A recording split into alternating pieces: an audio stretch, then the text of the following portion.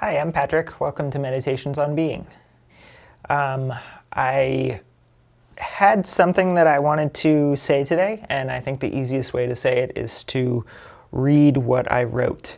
So this is a permission slip, or maybe as Bashar would describe it, like the nature of reality. This is how reality works. But either way, I just wanted to cover something that I felt was very important for alchemy, alchemizing negative emotions, beliefs, thoughts, etc.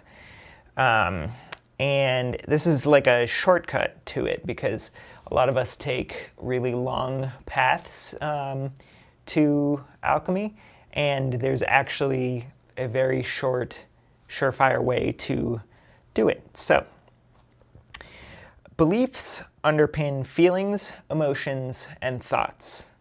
Everything is inherently neutral unless it's assigned a value by a belief. The shortcut to alchemize feelings, thoughts, and emotions that are out of alignment with who you truly are is to have conscious awareness of the belief that underpins the feeling, thought, or emotion. If the belief is truly out of alignment with your natural self, it'll appear nonsensical. And as soon as it appears nonsensical, it's gone. You don't have to go through any other long process to transmute or alchemize unless you decide that it's necessary. So how do you access this shortcut? You ask these two questions. What would I have to believe is true about myself in order to think, feel, or behave in the way I'm feeling, thinking, or behaving? And the second question is, if I did allow myself to become who I truly prefer to be, what am I most afraid might happen? So these are beautiful, simple, powerful questions, and I've found that it's helpful for me to write them down, write down both the question and the response that comes up inside me. I just find that that's easier than just thinking about it. So there are some sort of pitfalls or common issues with this. And so one of them is if you keep coming back to the feeling, thought, or behavior, that's your hint that you haven't actually discovered the true belief that's out of alignment. Negative beliefs often hide themselves behind other negative beliefs. So you think you found the real belief and let it go, and you'll stop investigating.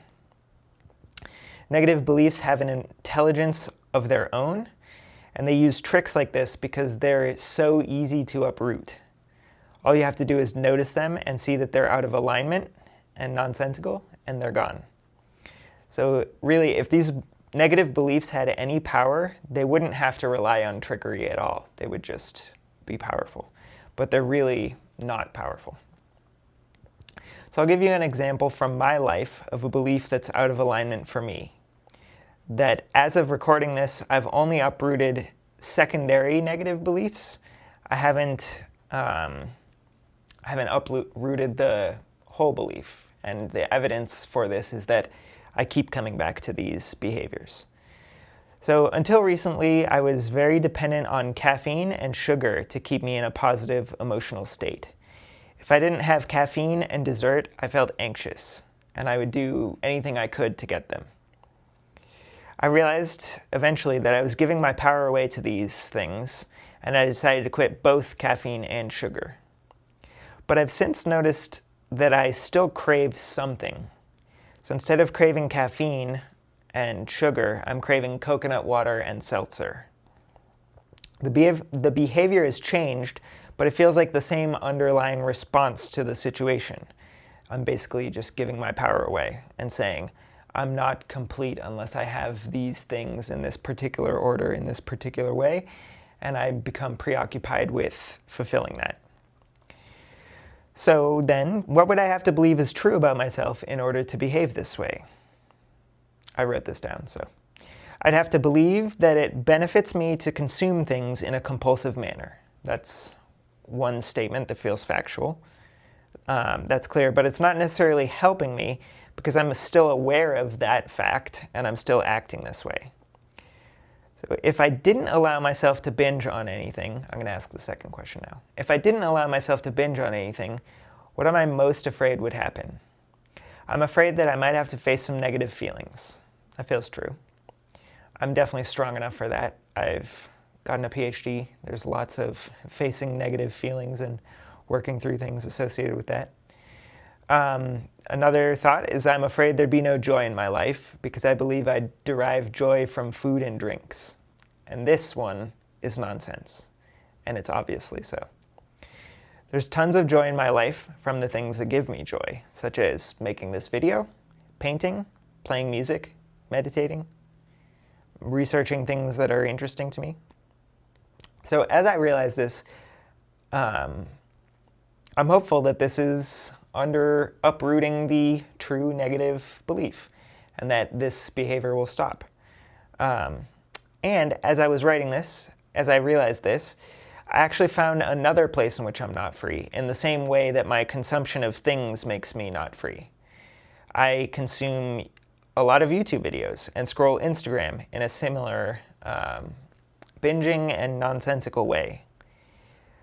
I think that I'll have no joy if I don't do it, but most of the time those things don't bring me joy. They're not my source of joy.